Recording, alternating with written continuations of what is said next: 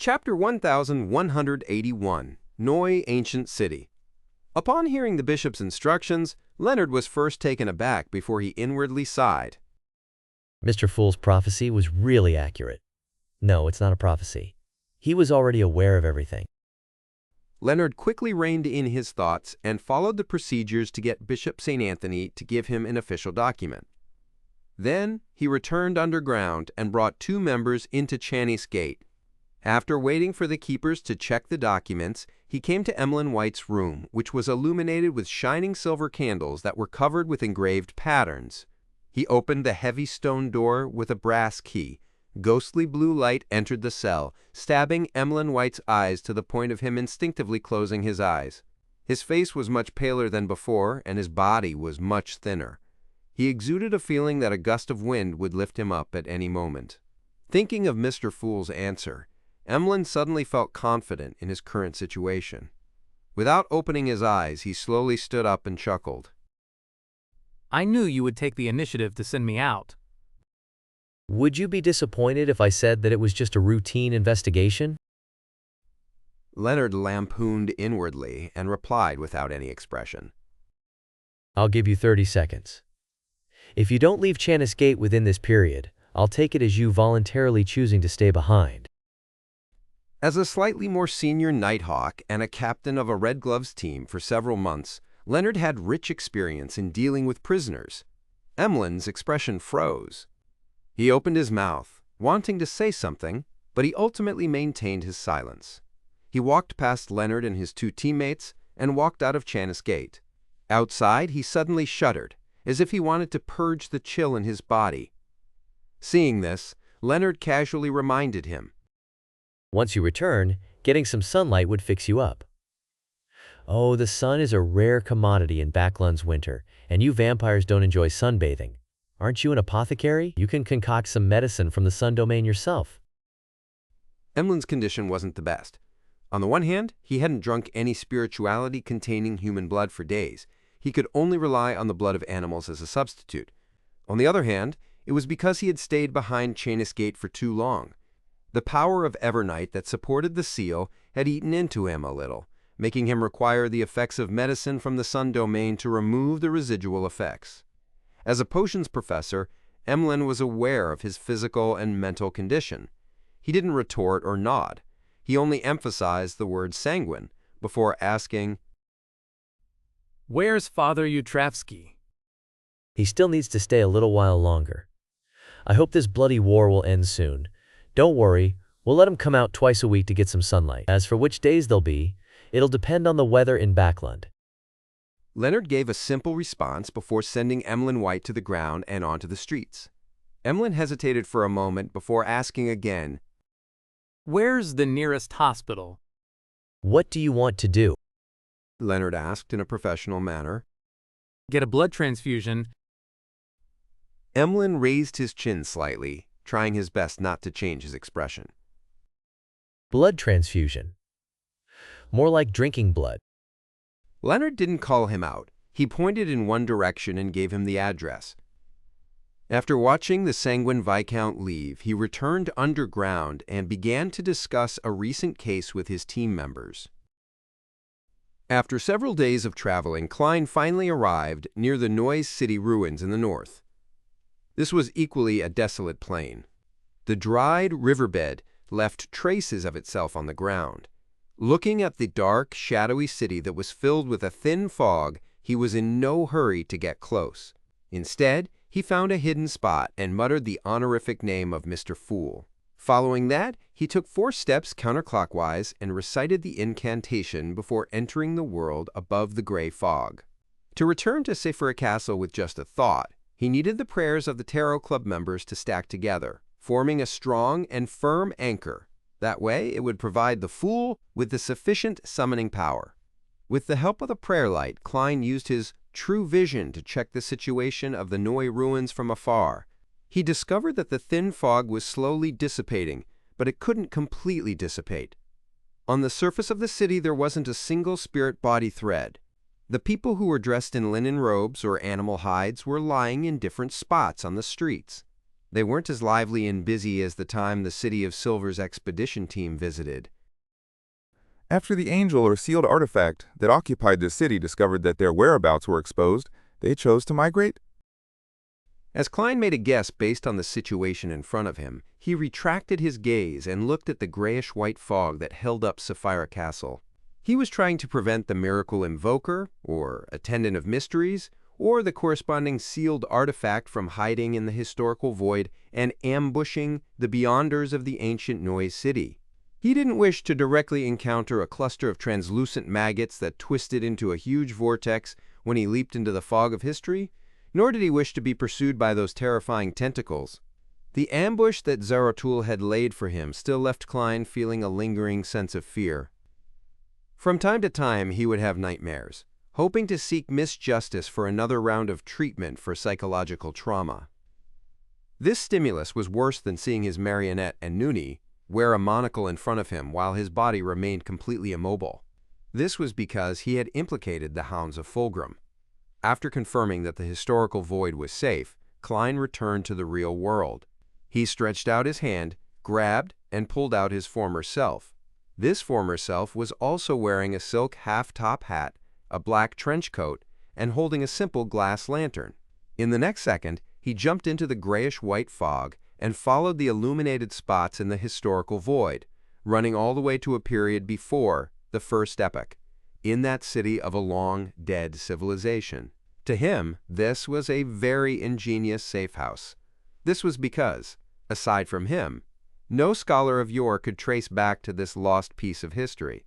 Of course, to him, coming all the way here had required him to expend a lot of his spirituality. He could only stay there for another 15 minutes at most, and that was only if he didn't make any burdening attempts at summoning historical void projections. After hiding his true body, Klein's projection in the real world moved forward, quickly arriving outside the Nois ruins. He didn't blindly approach or enter. After circling to a small mound opposite the dried riverbed, he raised his right hand and summoned his original marionette, the Cold Earl of the fallen Conus Kilgore with dark blue eyes. Conus's body squirmed and instantly transformed into Gehrman Sparrow. Then, he reached out and took out a lantern from the historical void. The historical projection who summoned a historical projection had disordered the distance under the dim yellow light of the lantern. In a few steps he arrived outside Nois City, alone. With the lantern in hand, he passed through the rotting buildings and passed through the thin fog before entering the ruins. Compared to using his true vision above the gray fog, actual contact made him discover more details. The humans and monsters lying in different spots had signs of decay, as though they had been abandoned for some time. Some of them sat on chairs under the eaves of the house, others slumped beside stoves, some held moldy bread while others held hands. There were some leaning against the walls and sitting on the ground, their lips pressed against a bone flute. This allowed Klein to imagine the situation in the city back when they were living. Some of them were slacking off and resting. Some were baking food, and others were shopping along the streets. Others were focused on music, as some came and went, laughing nonstop.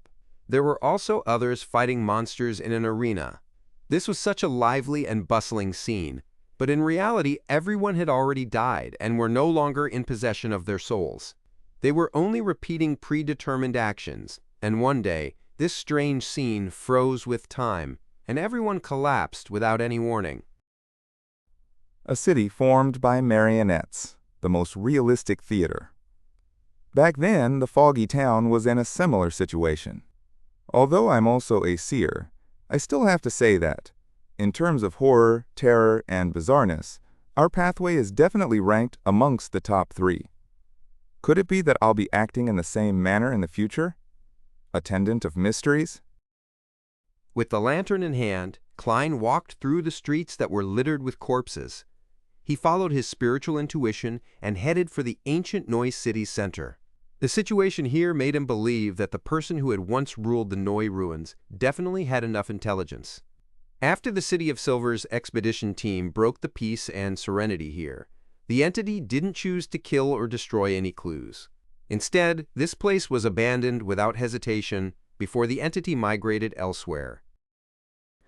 The reason why the City of Silver wasn't silenced probably had to do with an Amen parasite following behind. Yes, it could also be because of the true creator.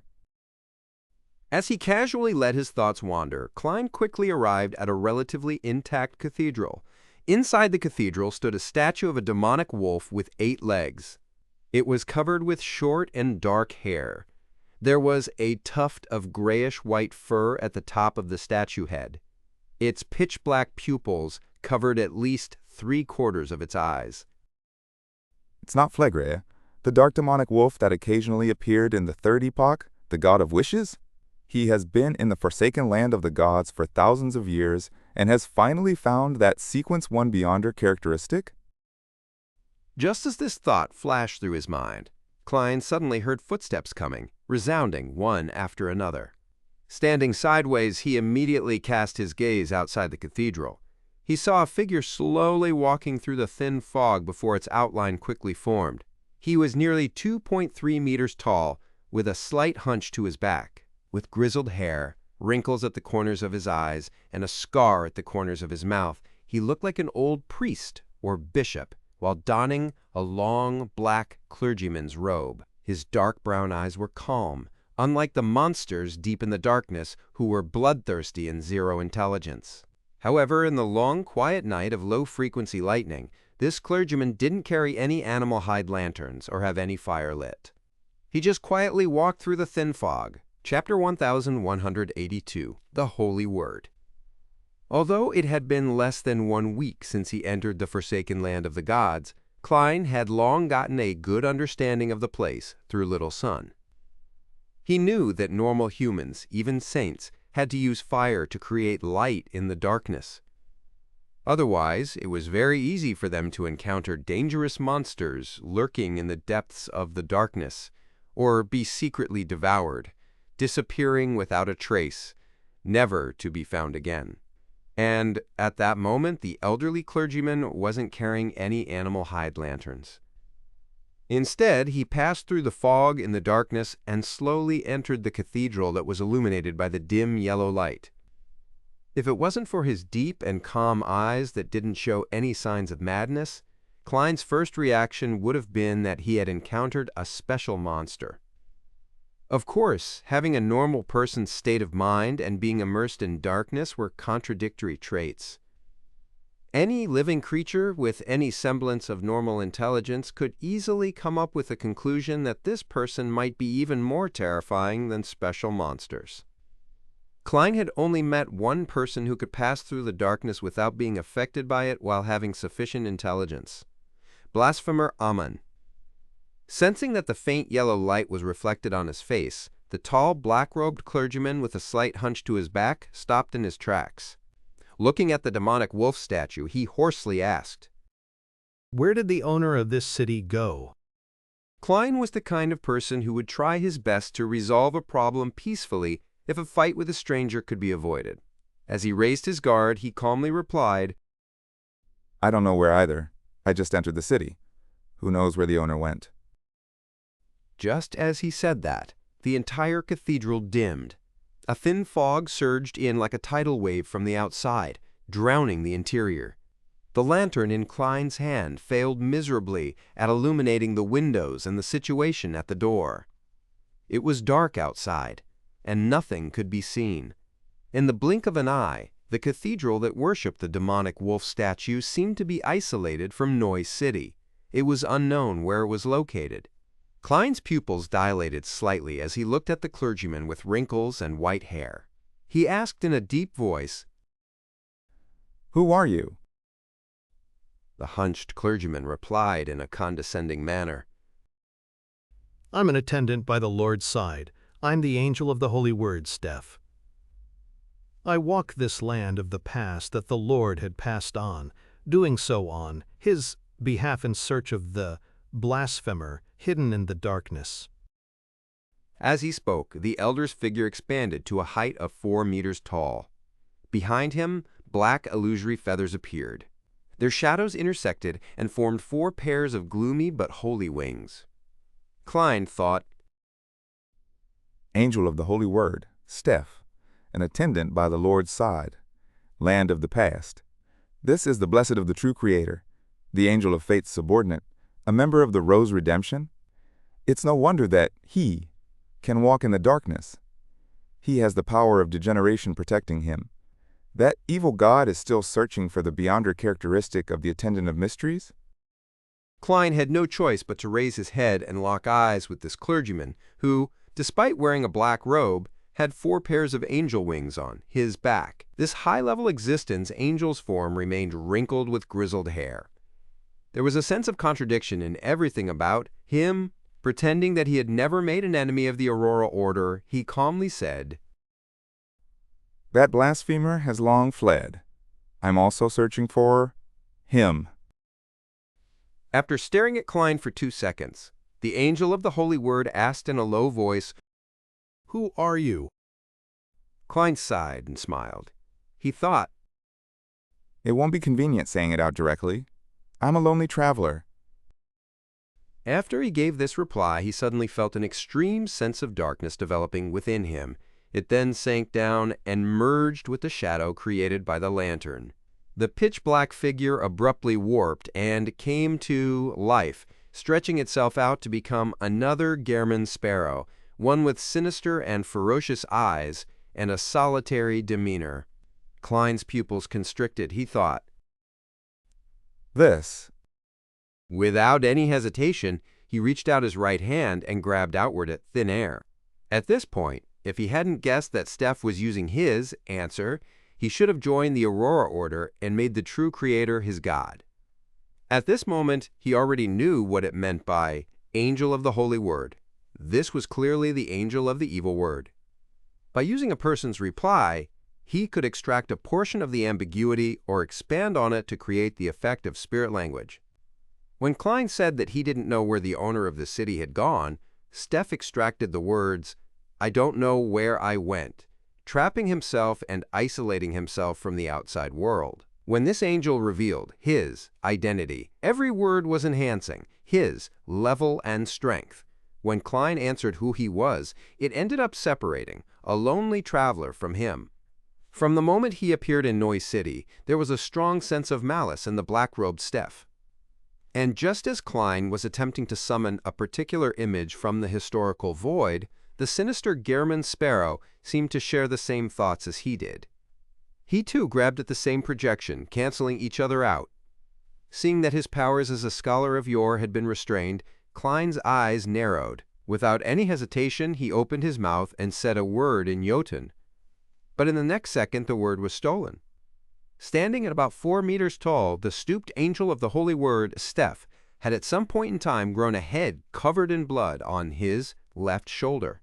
It looked very similar to him, but was much younger, a person who was approximately in his 40s. Around the head were 2 skinless arms that had mangled flesh.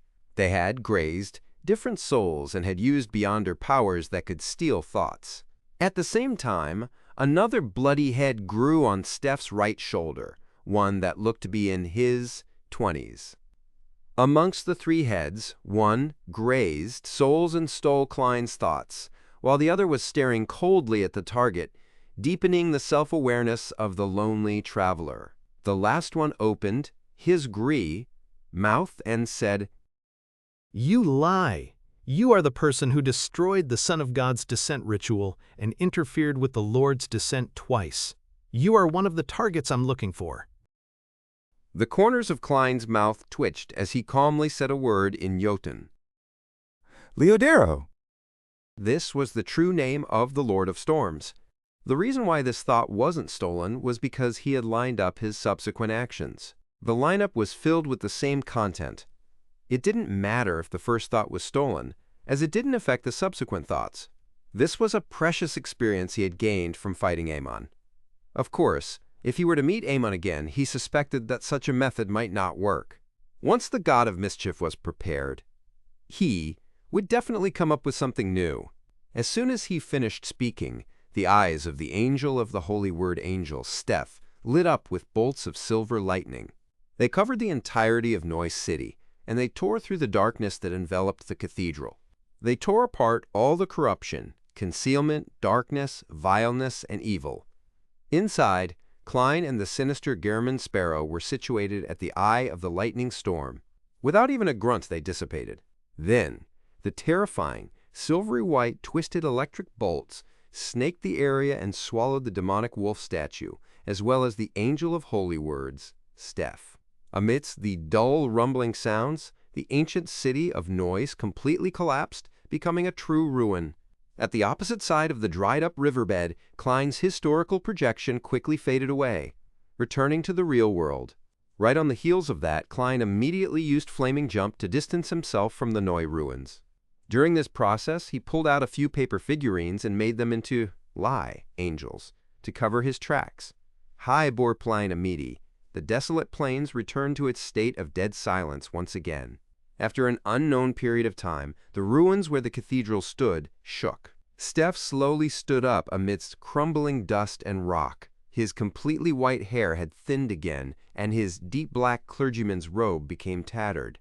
The angel of the Holy Word left Nois' ancient city in silence, got his bearings, and walked deep into the darkness. Half a day later, a figure approached the city's ruins from another direction. It was none other than Klein, who had made a huge detour. He hadn't had the chance to check the ancient city of Nois previously, and his return this time was motivated by the hope of finding actual clues of that existence. At a relatively far distance away, Klein repeated his observations above the gray fog, summoned the historical projection, and hid in ancient times, using the projection to summon another historical projection. After finishing his preparations, he stepped into Nois once again and returned to the cathedral in absolute silence. Along the way, the corpses that had been lying dead on the ground had either turned to ash or turned to charred remains, devoid of that creepy and harrowing feeling. Klein stopped in front of the ruined cathedral and muttered to himself wistfully. He thought, That fellow named Steph didn't die. From the looks of it, the remnant divine powers of storm here can only injure an angel. Of course, he only found it a little regretful. He didn't expect to finish off an angel so easily. As he swept his gaze, he saw a few pieces of the demonic wolf statue. The surface of it was dark black, and the insides were dark red. Nothing like commonly seen stone, he thought. These stones must be extraordinary for them to be used by that dark demonic wolf for his statue.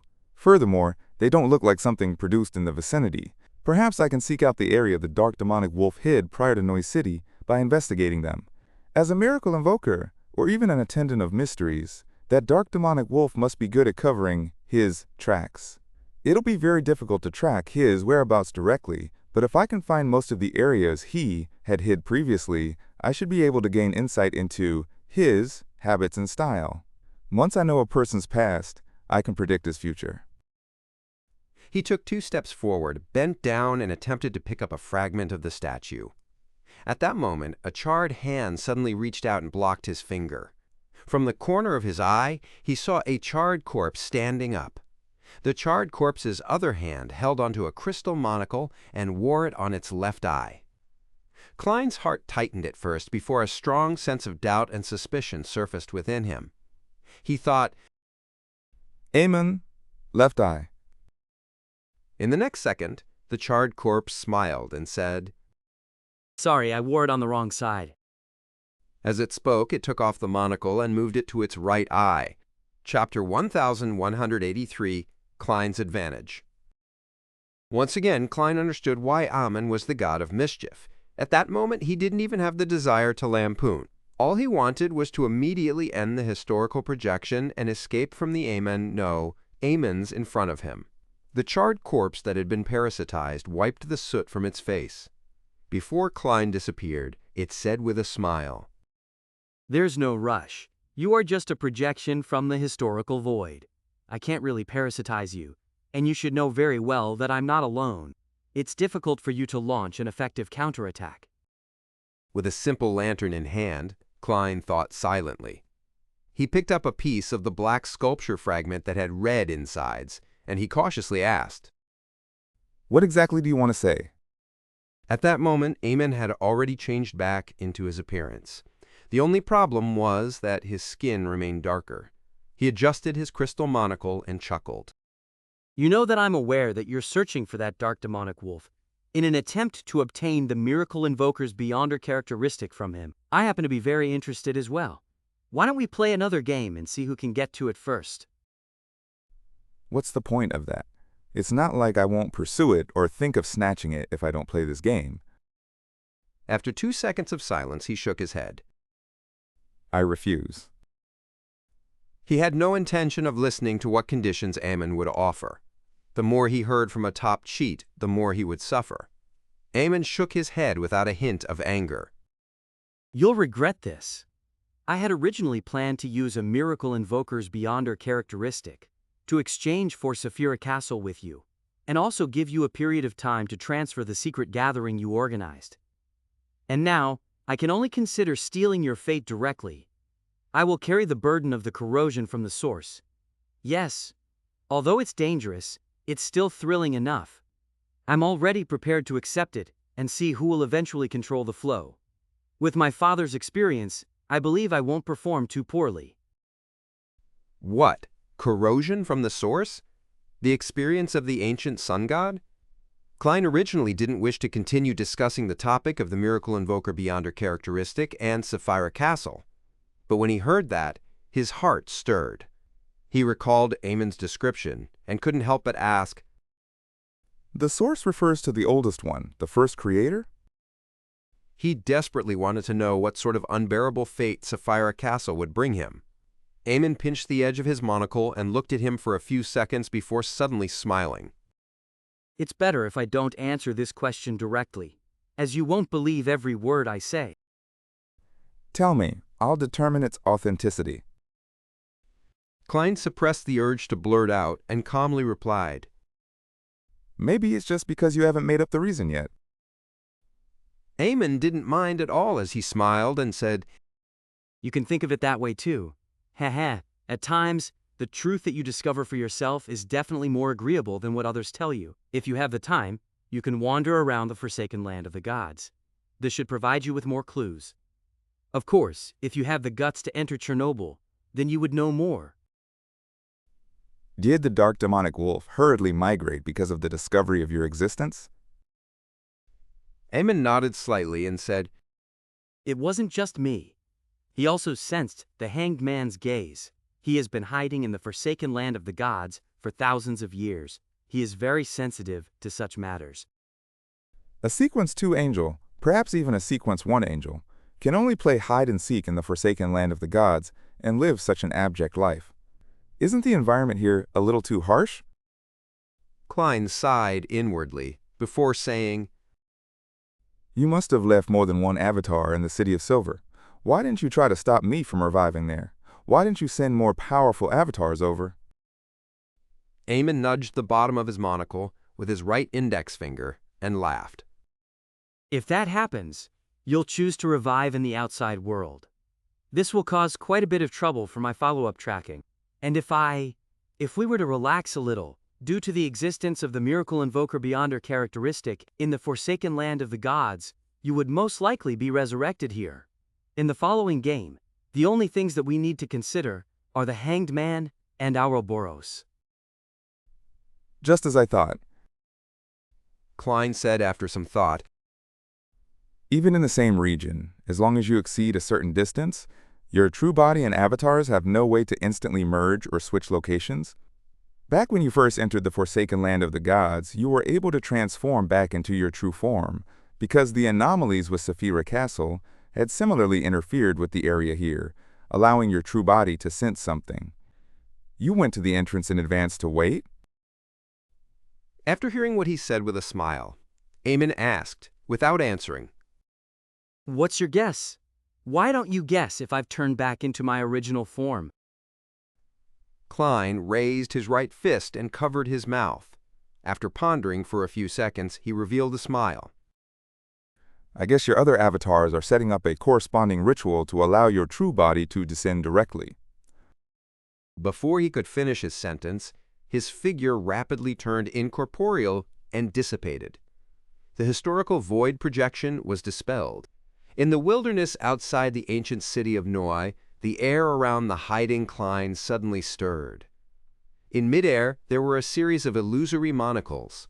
They stared at Klein's figure, as if saying that they had finally found him. However, Klein's figure rapidly faded away. Back when Eamon moved the monocle to his right eye, Klein had already returned from ancient history to the real world. With the help of Paper Angel, he had used Flaming Jump and other Beyonder powers to quickly leave. The reason why his historical projection was able to speak to Eamon rather normally was because he was essentially a marionette. It was Quanos Kilgore in the form of Gehrman Sparrow. He had a worm of spirit that came from history inside him and was controlled by Klein's projection outside the city.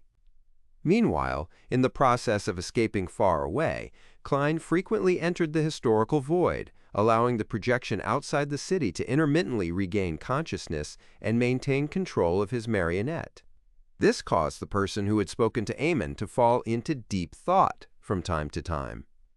He would either stare with a focused look for a few seconds or seemingly need time to recall what Eamon had said. Against the god of deceit, Klein didn't dare to be careless.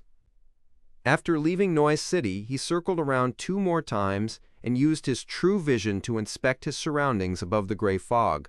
Only then did he slow down. The corrosion that comes from the source. I wonder if Eamon is bluffing me. Indeed, I'll have to enter Chernobyl one day to take a look, but I have to become a miracle invoker. Doing so after I have self-preservation abilities to a certain degree, otherwise I'll just be knocking on death's door.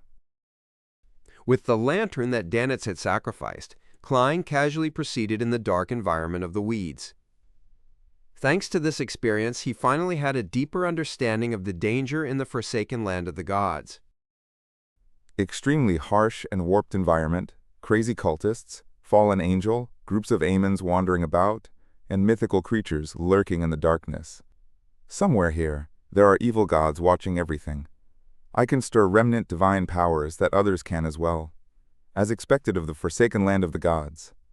The danger level far exceeds my imagination. As he sighed, he turned his attention back to the dark demonic wolf. To be frank, he didn't think he had any advantage in tracking this mythical creature. Be it his understanding of the forsaken land of the gods, or his confidence in the target's situation, he was far inferior to Eamon, who had been exploring the area for more than 1,000 years, as well as the true creator's Blesseds, who had the benefit of this place being their home ground. My only advantage is that I share the same seer pathway as the dark demonic wolf. Furthermore, I have Sapphire Castle. There is a strong inclination for Beyonder characteristic convergence. This will have a certain effect on fate and judgment. However, Aemon is a king of angels of a neighboring pathway. There is also the law of Beyonder characteristic convergence between him and the dark demonic wolf. The effects won't be any weaker than mine. Klein considered carefully for a moment when he suddenly had an idea. He found his best advantage. The advantage was he was very weak. Compared to Aemon, the true creator's attendant, and the dark demonic wolf, he was very weak. My level is low, and I'm weak. That means that I can become the hunting target of the dark demonic wolf instead. It's very difficult for me to find him, so why don't I get him to come and find me instead? A scholar of yore might not necessarily interest the dark demonic wolf, but if this scholar of yore can still trigger Sapphire Castle, that's a whole other matter. I can stir Sapphire Castle from time to time, leaving behind traces of the gray fog's aura as bait for the dark demonic wolf. The more he thought, the more viable he believed it was. Of course, this was definitely very dangerous.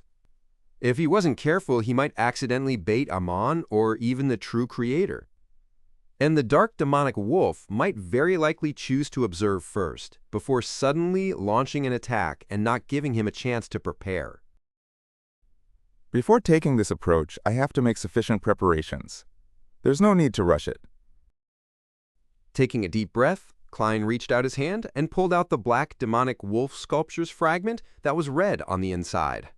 Although he had failed to obtain the item due to Aemon's obstruction, this didn't stop him from taking it out from the historical void. This was because he had already seen it and had touched it, and the item itself wasn't at a high level. Aemzo. At this moment, he wanted to use the fragment to search for the hiding spot of the dark demonic wolf by analyzing it in reverse and figuring out its modus operandi. In the wilderness ruled by darkness, Klein lifted the lantern that emitted a faint yellow light. He got his bearings and changed directions before slowly entering. Backland, Hillston Borough. Fors, who had gone out traveling once, finally received a reply from her teacher, Dorian Gray Abraham. Chapter 1184. Record. There are no worms of star at the moment. He wants me to take note of what else the person who's seeking to purchase a worm of star needs. Fors read the letter from her teacher and silently heaved a sigh of relief. However, when she thought about how she was about to begin hunting the Saint of Secrets, she felt a pang of nervousness. After all, he was a demigod, a saint who had reached Sequence 4 about 1 or 2 years ago. It was unknown if he was already at Sequence 3 now. Fors didn't regret agreeing to Gehrman Sparrow's request. This was something she had wanted to do in the first place. However, due to the high risk involved, it was inevitable for her to feel flustered and uneasy. Although the mastermind behind the operation is Ma'am Hermit, as the bait, I still need to worry about my own safety. Besides, the Aurora Order still has Rose Redemption backing them, as well as angels and a King of Angels. This made her think of another possibility. If Mr. World could participate in the operation and lead it, I'll definitely feel less nervous and worried. It wasn't that Fors didn't believe in Ma'am Hermit's strength and experience, but that the results from the World Gehrman Sparrow were laid bare for all to see. His hunts didn't include 1 or 2 demigods, so having him run the operation would make one feel at ease. Shio, who was sitting beside the fireplace, glanced at her friend and asked, "Is the hunt about to begin?" Yes. Fors nodded solemnly before saying, It won't be too soon. Everyone needs some time to prepare. hunting a demigod wasn't akin to fox hunting in the suburbs during autumn.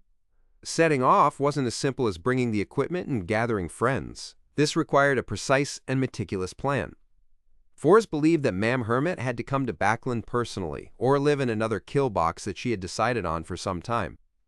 Only by figuring out the exact situation could she come up with an effective plan. As for Miss Justice, she was still speeding up the digestion of her Dreamwalker potion. This might take another 1 to 2 months, or even longer. For Fors, she could afford to wait. She also wanted to finish digesting her scribe potion, set up the ritual, and become a traveler before the actual operation began. The only thing she wasn't sure of was whether the world would rush them. I will try my best to convince him. No, let Miss Justice convince him.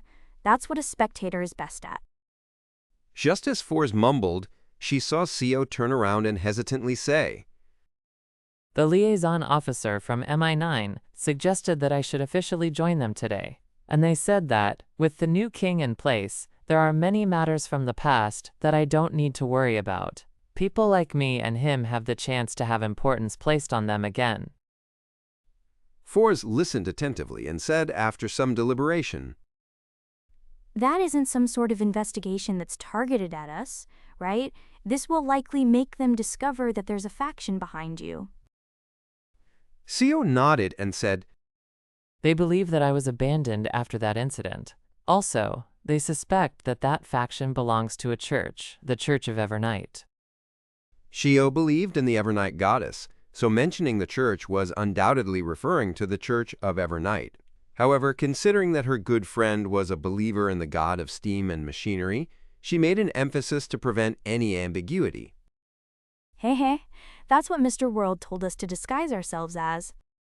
Fors stroked her hair with a relaxed expression and said with a smile. She then made herself look serious and mature. Shio, this is an opportunity for you.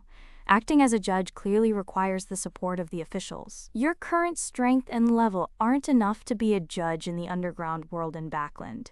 You also lack sufficient support.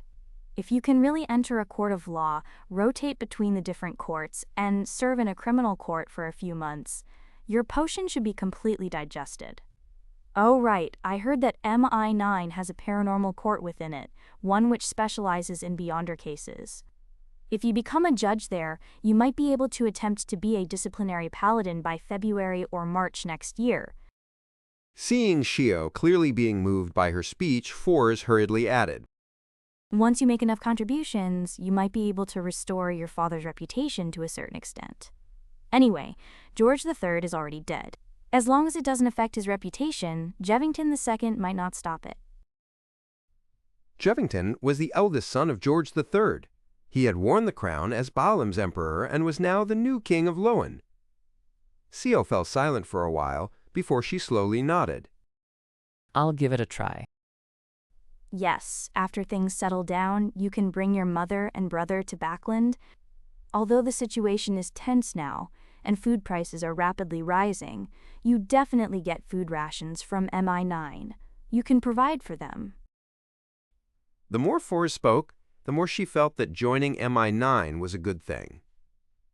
After persuading Gio, Forrest entered her bedroom and prayed to Mr. Fool, asking him to forward her message to Mr. World. Immediately following that, Forrest extracted the important points of her teacher's reply and described her thoughts, hoping that Gehrman Sparrow could be more patient. Just as she finished her prayers and was about to leave the room, her vision suddenly blurred. She saw a crimson tide surge out of the void, instantly drowning her. Forrest immediately discovered that she had arrived in the ancient palace and was sitting on her usual high-backed chair. However, there was no towering figure that was shrouded in gray fog at the long bronze table seat of honor. At that moment, there was only her and the world Gehrman Sparrow around the long mottled table. Forrest's mind suddenly tensed up as her thoughts raced suddenly. Mr. World, I meant just now that it's best if you have some patience. This will make things simpler. It's actually fine if you don't. We will begin hunting as soon as possible. Klein let out a soft chuckle. Don't worry, I'm not in a hurry. When his ultimate goal had become an angel-level potion formula and grade 0 sealed artifacts, he had enough patience regarding this matter. Phew! Forrest secretly heaved a sigh of relief and asked curiously, Then why did you look for me? Klein replied calmly, Didn't you wish to digest the scribe potion as quickly as possible? Apart from the customs of different places, I think you still need to record all kinds of Beyonder powers. The higher the corresponding level, the better the digestion's effect. Forrest's eyes lit up when she heard that. Yes, yes! After blurting it out, she found her attitude highly questionable. She hurriedly and fearfully added, Is this the advance payment you mentioned before? Klein nodded slightly and said, Let's begin. Be prepared. I've borrowed a grade 1 sealed artifact from Mr. Fool. It corresponds to the level of a saint. To a Sequence 6 scribe, the chances of successfully recording an angel-level Beyonder power was extremely low, nearly impossible. Therefore, Klein didn't attempt to summon Miss Messenger and Mr. Azik from the historical void to showcase their skills. Forrest sat up straight and nodded heavily. Yes. In the next second, she saw the world Gehrman Sparrow raise a white bone scepter covered in blue gems.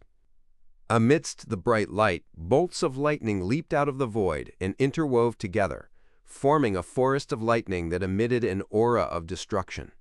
Forrest's eyes turned silvery white as her body and mind were left in awe.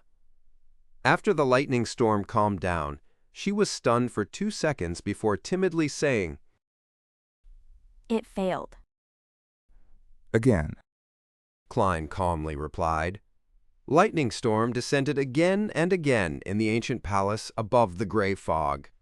After an unknown period of time, Forrest exhaled and leaned back in her chair.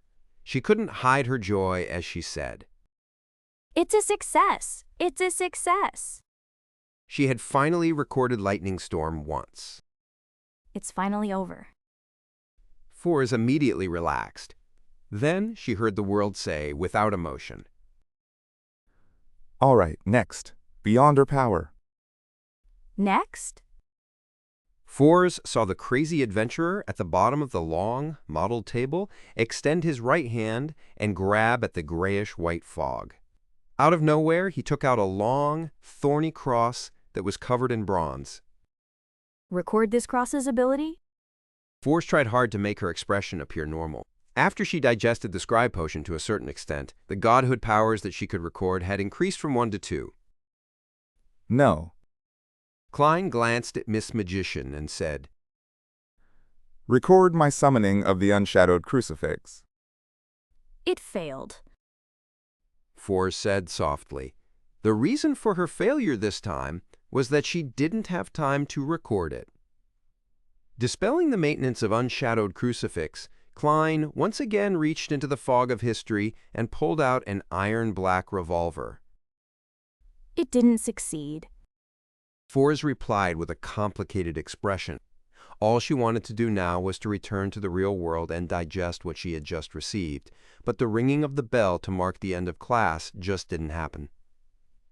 Nearly 30 times later, when Fors's head throbbed in pain and her mental strength was beginning to run dry, she finally recorded historical void summoning once.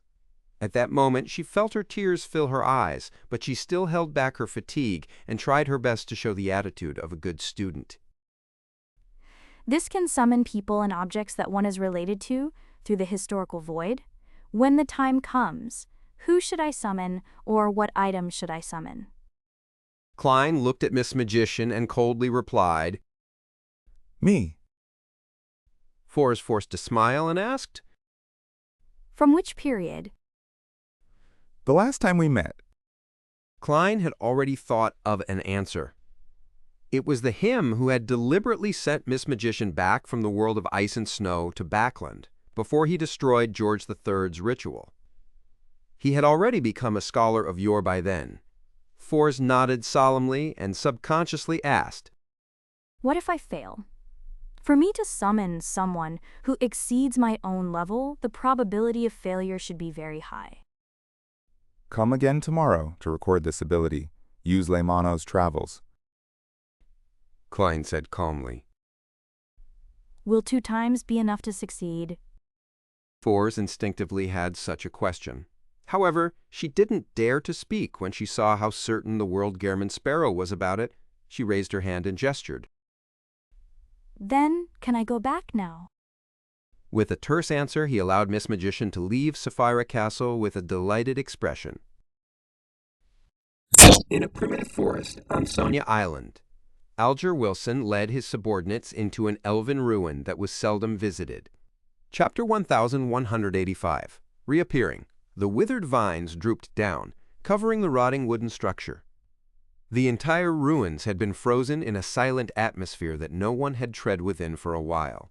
Alger and a few sailors circled around the ruin in the environment of a withering winter, but they still failed to discover anything of value.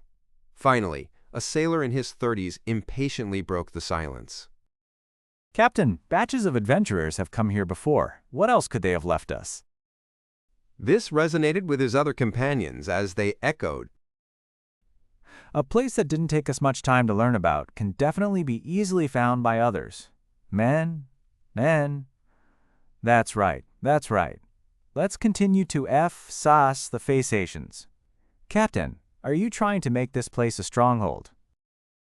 Alger slowly scanned the area, quelling the sailors to stop their complaints under his gaze and making them choose to obey. After a few seconds of silence, he said, I plan on using this place to ambush the Phasations. Let's observe the terrain and see if it's suitable. With such an excuse, the sailors barely perked up, and the group quickly entered the depths of the elven ruins.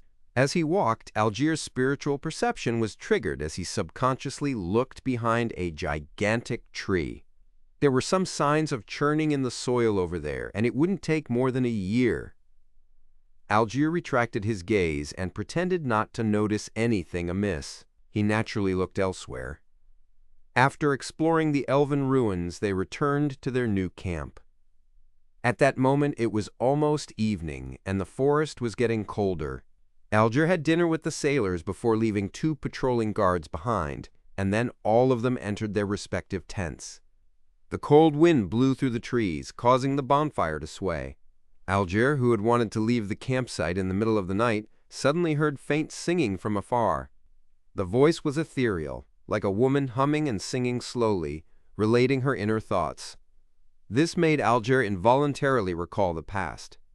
He recalled his mother who had long passed away and the days when he was a bullied child.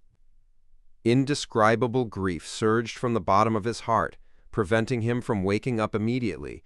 He waited for a few seconds before he suddenly sat up, frowning and listening. This time, he didn't hear anything. That melodious voice seemed to have never happened. Alger narrowed his eyes, grabbed his thick jacket, and put it on. He walked out of the tent and came to the bonfire. The two sailors in charge of night duty had just finished their patrol and were drawing warmth from it. Alger asked in a deep voice, "Did you discover anything unusual?" The two strong, vigorous sailors shook their heads. No. Alger's brows relaxed a little as he turned around, intending to make his own rounds. At this moment, he noticed something from the corner of his eye. The two sailors were too close. Nah, if it were any ordinary pirate, this wouldn't have been a problem. However, Alger's subordinates had undergone formal training through the Church of the Lord of Storms. They definitely knew that, in such an environment, the patrol team had to maintain a certain distance from each other. They couldn't be too far or too close. They had to be able to see their companions, as well as prevent themselves from being taken away at the same time from a single assault. Alger took 2 steps without batting an eyelid. He turned back and casually asked, "Did you discover anything normal?" He had changed the question and made it appear very strange.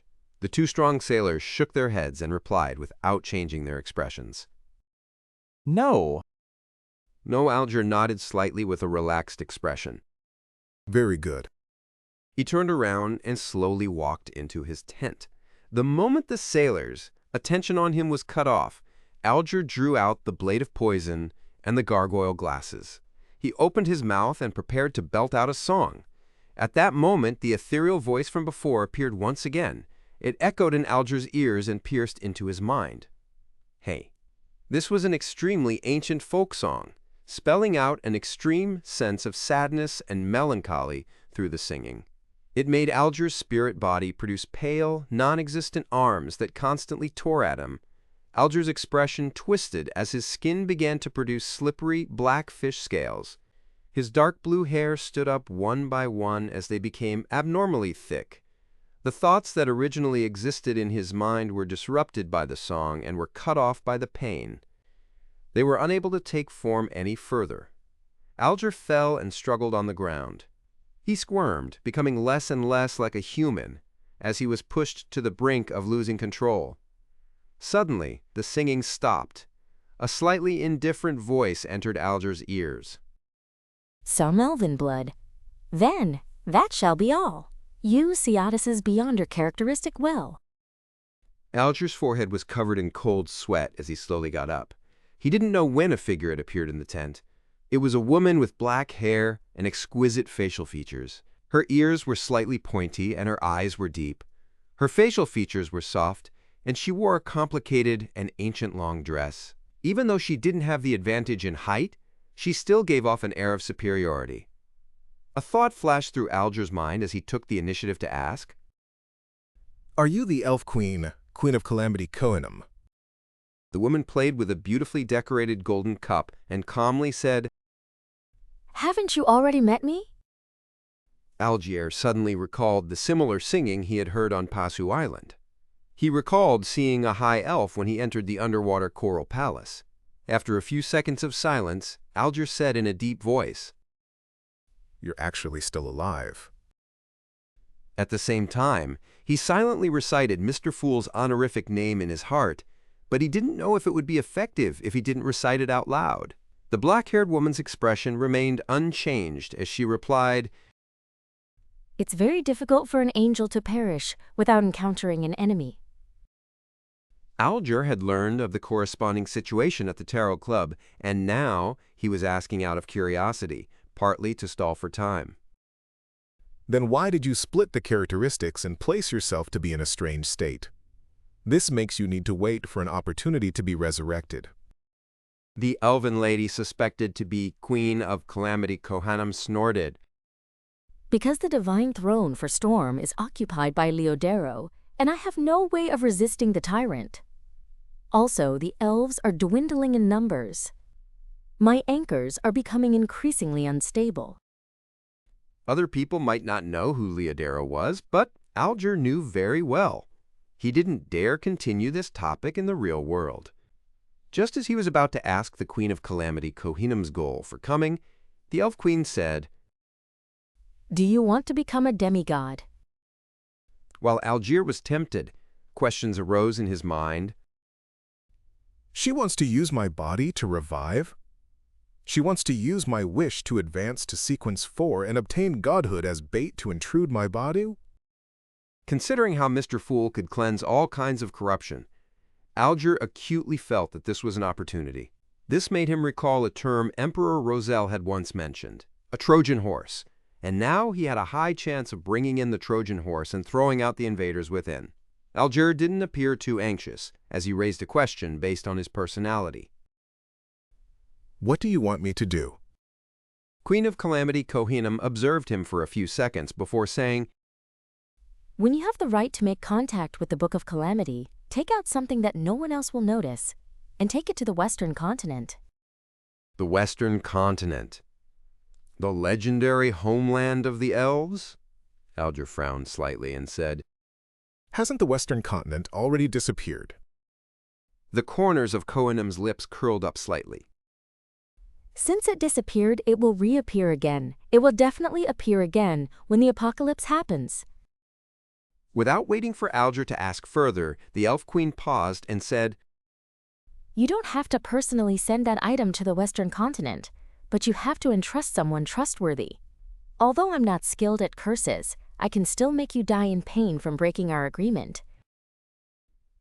Alger thought seriously for a moment. But what if the Western Continent doesn't appear again? Or if it can't be entered? Kohinam, with her gentle gaze and lustrous raven-black hair, seemed to be lost in beautiful memories. After a few seconds, she calmly said, If it really doesn't appear again, then the agreement shall be null and void. Perhaps entering the Western Continent requires an incantation or command, but I do not know what it is. However, you can ask a particular existence. Alger asked, puzzled. Who? Kohinam glanced at him and coldly said, The Mr. Fool you were chanting in your heart just now. I have a feeling that he is the key to this matter. Alger's heart tightened as he hurriedly lowered his head in response. I understand. Seeing this, Queen of Calamity Kohinam nodded slightly and said, If you wish to become a demigod and abide by this agreement, you can head to the Elven Ruins when the sun rises. After the voice fell, the Elf Queen's figure quickly dissipated, like a mirage that was often seen at sea and in the desert. Alger suddenly opened his eyes and realized that he was lying in a tent, having just woken up. His memories were in a mess, but he quickly regulated them. He and his sailors had just found the location of an elven ruin and had yet to explore it. The previous exploration, singing, sailor anomalies, and appearance and conversation with Calamity were all just a dream. It's no wonder I was so careless. Even though I knew that I might encounter the Queen of Calamity, I didn't pray to Mr. Fool first. The Queen of Calamity relied on her status as an angel to create this realistic dream? Or perhaps she has a corresponding sealed artifact. Even if she exists in a special state, she still has the means to use her powers? Alger listened to the commotion outside the tent, and he realized that everything was normal. He then sat down and prayed sincerely to Mr. Fool. In just 20 to 30 seconds, Alger arrived above the gray fog and saw Mr. Fool sitting at the end of the long, mottled table. After the hanged man greeted him, the Fool Klein spoke casually. You met Kohinam? Alger answered seriously. Yes, but I can't be sure that it's the Elf Queen.